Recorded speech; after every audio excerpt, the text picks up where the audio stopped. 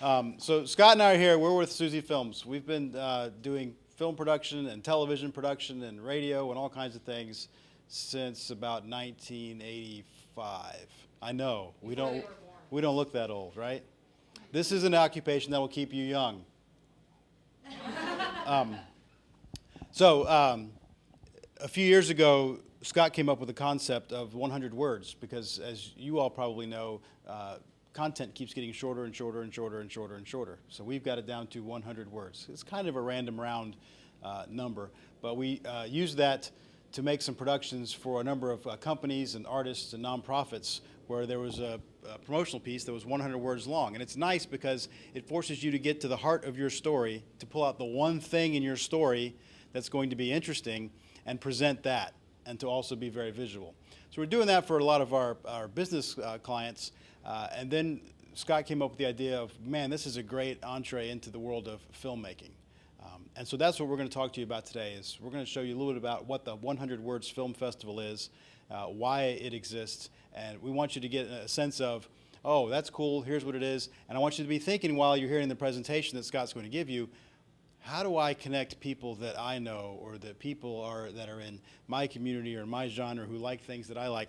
How would they get into this? Because it's a very accessible format. And one of the things that you guys are going to work on between now and November 4th and 5th are, how do we promote the 100 Words Film Festival? What kind of short content makes it interesting? How do we share that message? How are we going to write copy around those things? What is it that I can do that translates what we're talking about into audiences so that they will buy tickets, they'll watch it online, they'll get involved, they'll make films, and they'll get the real benefit of what we're doing with the 100 Words Film Festival. So that's a little bit about what we're going to talk about and how it's going to relate to your class.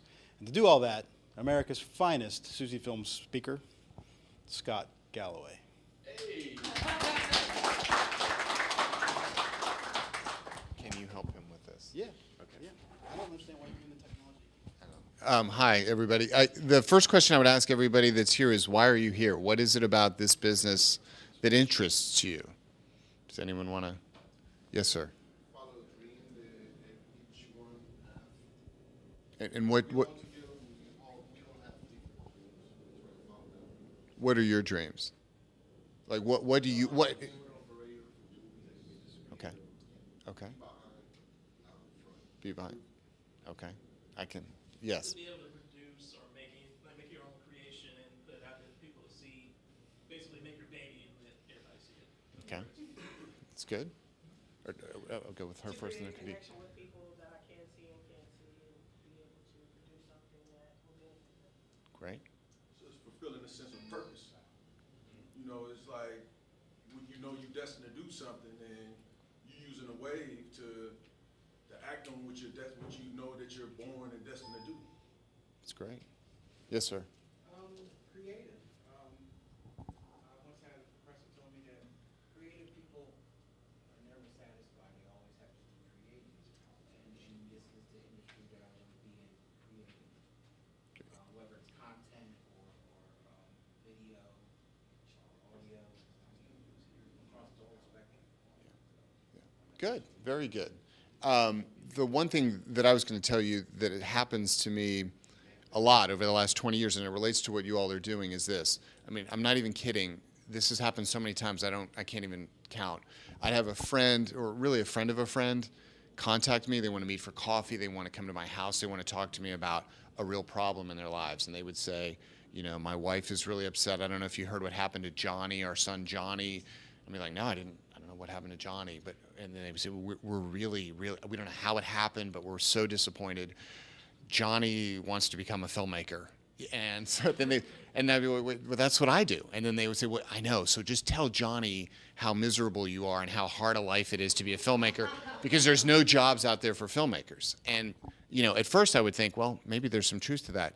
But today, more than ever, I can tell you, if you have the ability to visually storytell, the amount of jobs that you can get in this world, it's incredible. It's not just making films, and I'm not necessarily saying that all of you are going to become the next Quentin Tarantino. But what I am saying is if you have the ability to tell stories visually, you can get jobs in so many different ways. There's over 500 television networks. You can make documentaries for National Geographic, for ESPN, for PBS. You can work for advertising agencies. You can work for PR groups. You can work for newspapers now that need to have short stories told. You can even work for every single bank in this city. Every bank in Charlotte has its own video production company. Now, I know that sounds kind of like silly stuff, but they do some really cool stuff.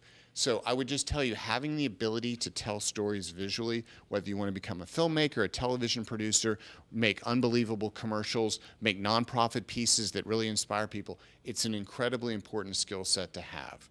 And so as Eric said earlier, one of the things that we did was we wanted to try and come up with a system and a platform that would allow people the opportunity to make films. Because I will tell you right now, it's very difficult to make films in Charlotte, North Carolina. It just is. Now, if you're in New York and Los Angeles, or Toronto especially, it's a lot easier. There's a lot more people in the business. Harder to do it here because it's harder to get, quote unquote, discovered.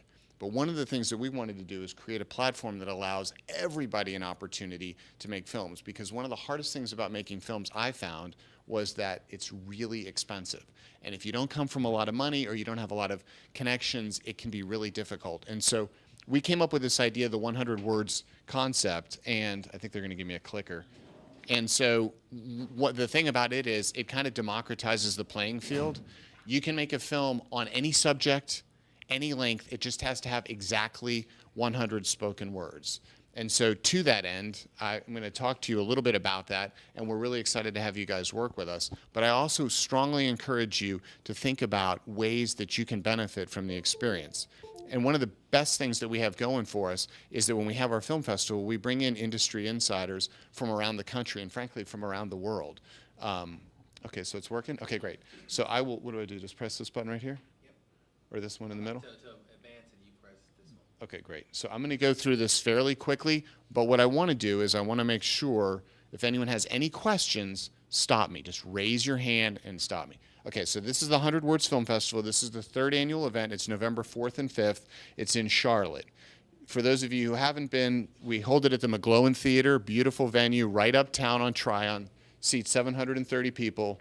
It's here in the city. There's posters and signs everywhere. So the question becomes, how did you come up with this idea? And the answer is, those are my kids, and about 5 years ago, I came downstairs, and I saw my kids watching these kinds of videos. They were watching shark videos, but they weren't just watching shark videos. They were watching shark videos where people were interacting with sharks. So like literally people in kayaks going, oh my gosh, or surfers who are getting attacked. Unbelievably compelling footage. But even though it was so compelling, they would constantly scroll down to see how far into the video they were so they could figure out how much time was left. And I thought, man, that is really weird. So I work in film and television, and Eric and I went in and talked to our editor, and we started to play around with the idea of what if that information was included in the video? So we played around with time, and we had a little time counter in the corner. Does anyone know why that didn't work? Why did time not work when we had it running in the corner? It's a tough question. It is a bit of a distraction from the video, but it also looked like a rough cut. So in our business, whenever you have time running in the corner, it looks like it's unfinished. So we thought, well, what if we played around with words? And we stumbled upon this idea of 100 words. So like anything in our business, we decided to do a pilot. We had just done some work for the Food Network. This is a guy named John Fraser. He's got a restaurant in the Upper West Side called Dovetail. He created a project called Meatless Mondays. I don't know if anyone's ever heard of Meatless Mondays. It's a big craze in big cities and high-end restaurants. On Monday, they only serve vegetable-focused meals. And so this guy ushered that in. I thought, hey, maybe we could do 100 words on him. So I'm going to show you right now the very first 100 words film we ever did. Does this audio will play, I guess? Okay. Hopefully audio will play. Here we go. It is playing. It's just a minute.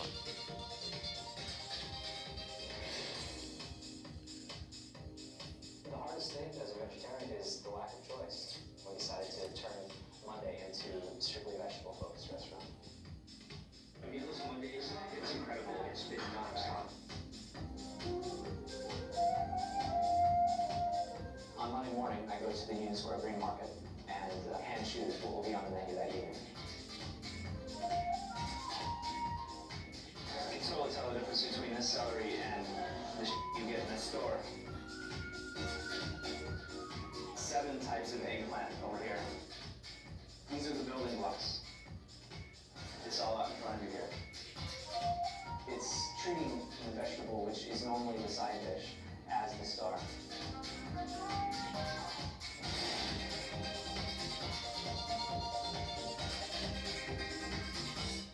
Okay, so then we focus group tested it. I always get nervous when we focus group test because you never know what people are going to say.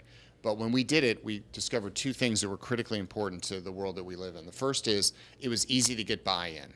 Easy to get buy-in, meaning, oh, it's just 100 words, I'll watch that. That's not a big time investment. That was great news. The second thing we learned is it held viewers' attention. As those numbers counted down, people wanted to see how it would end. And I'm here to tell you, in our business, buy-in and holding attention is everything. I don't care if it's a film, I don't care if it's a 30-second commercial. Those are the two most critical things you can ever come up with. So we were excited. We decided that we were going to get it trademarked, and we did. And then we decided, as Eric said earlier, to go out and do it. And we started with commercial applications. We did them for universities, we did them for hospitals, we did them for museums, and that was fine.